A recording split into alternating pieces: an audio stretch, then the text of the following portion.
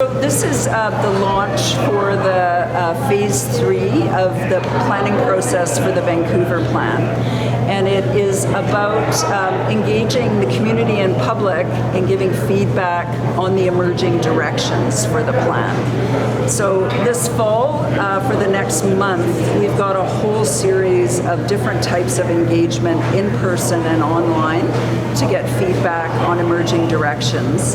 We'll then develop a draft plan in March for further consultation and a proposed plan mid next year to bring to council. The Vancouver Plan is a long-range plan that looks out to 2050 and plans for growth and change. First, I would say that the missing middle housing options are one of the key areas, but really those three big ideas that I mentioned around equitable housing, complete communities, economy that works for all, and climate protection and restored ecosystems are really the big things. Within the equitable housing area, we are looking at missing middle housing.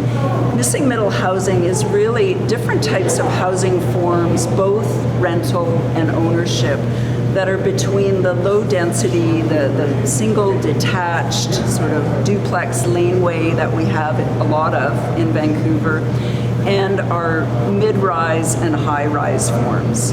And so it's really forms like multiplexes, triplex, fourplex, townhousing, low-density apartments, 3-story, 4-story, up to 6 stories, and that kind of housing within neighborhoods. So we know that, for example, in terms of families, it's a key type of housing.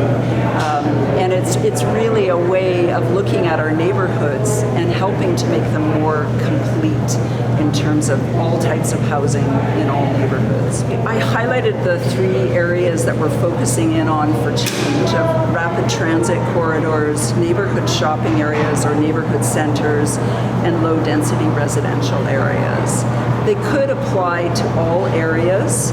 Probably the areas where there's the greatest opportunities are the low-density residential areas and also the neighborhood centers. So I think when we look at many of the sort of older residential areas throughout the city, east and west, that where we see a lot of what we call detached housing or sometimes single family, often single family with a suite and a laneway or duplex.